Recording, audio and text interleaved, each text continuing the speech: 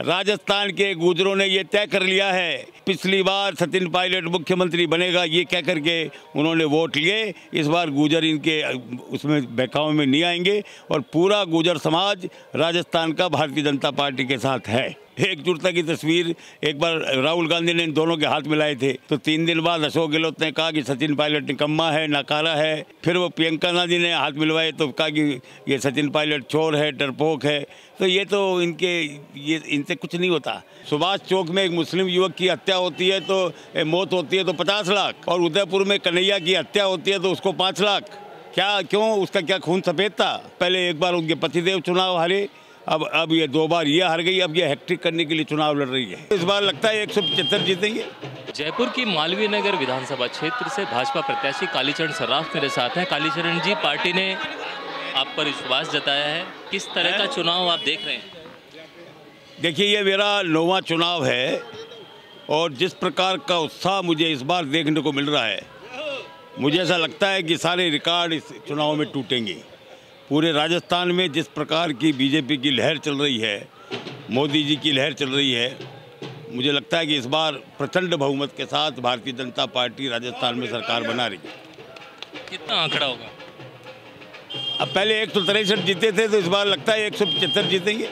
लोग 7 गारंटियों की बात कर रहे हैं, क्या ये गारंटियाँ भारी पड़ेगी? देखिए, पिछली बार भी ये तो मुख्यमंत्री जी हैं, इनके शीर्ष नेता राहुल गांधी ने 2 गारंटियाँ दी थी। राजस्थान के सभी किसानों का पूरा कर्जा माफ़ करेंगे। 1 लाख करोड़ का कर्जा 58 लाख किसान आज टुकुर टुकुर देख रहा है, किसी का भी कर्जा माफ़ नहीं हुआ।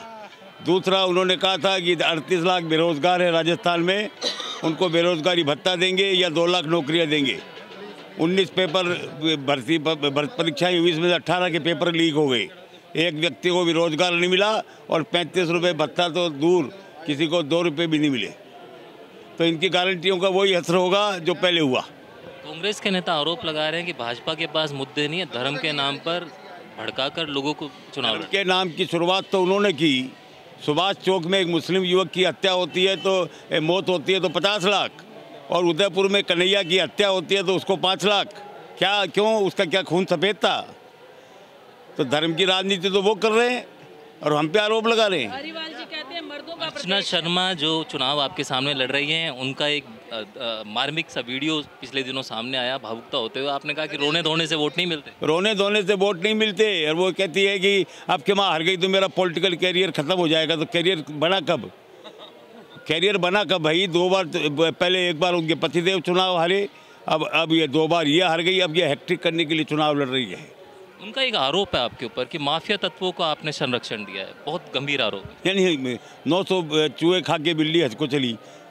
मैं आरोप नहीं लगा रहा, जो कांग्रेस के उनके जो कैंडिडेट थे, राजीव अरोड़ा, कमल शर्मा, कृष्ण कुमार हरिद्वाल, महेश शर्मा, उन्होंने आरोप लगाया है कि किसी का भी अपॉइंटमेंट हो, नियुक्ति करें तो उसमें पैसा, किसी का मकान बने तो उसमें पैसा, किसी को पट्टा दिलवाया तो उसमें पैसा।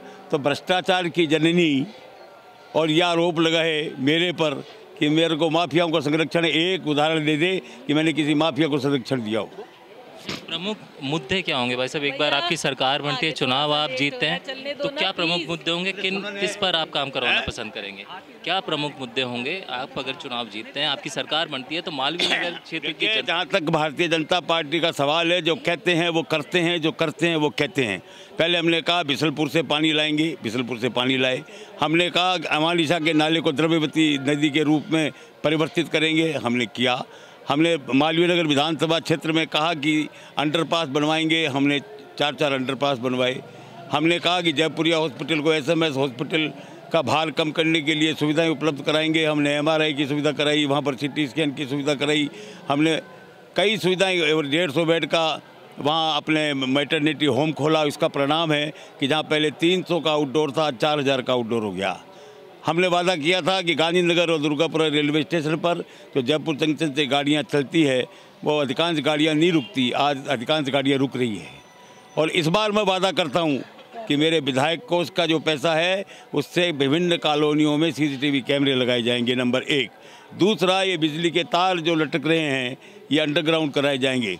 और तीसरा, जिस प्रकार अमानिशा के नाले को पक्का करके द्रव्यवती नदी बनाई, उसी तर्ज पर करतारपुरा नाले को पक्का करके दोनों ओर बसी हुई कॉलोनियों में सीवरेज लाइन बिछाई जाएगी और सीवरेज ट्रीटमेंट प्लांट लगाया जाएगा।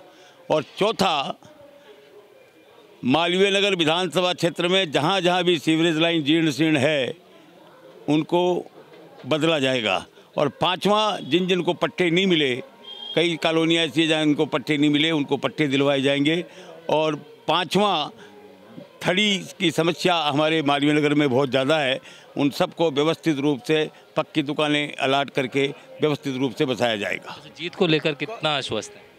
अब जीत के तो मैं कह रहा हूँ ना कि आपके मैं 9 चुनाव लड़ चुका, पर इस प्रकार का उत्साह मैंने कभी नहीं देखा। जीतूंगा और निश्चित रूप से जीतूंगा।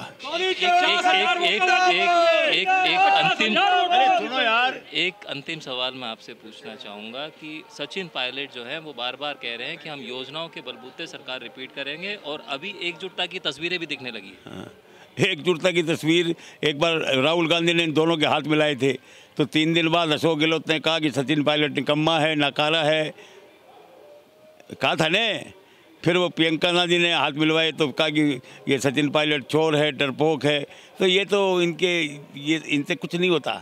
राजस्थान के गुर्जरों ने ये तय कर लिया है कि इस पिछली बार सचिन पायलट मुख्यमंत्री बनेगा, ये कह करके उन्होंने वोट लिए। इस बार गुर्जर इनके उसमें बहकावे में नहीं आएंगे और पूरा गुर्जर समाज राजस्थान का भारतीय जनता पार्टी के साथ है।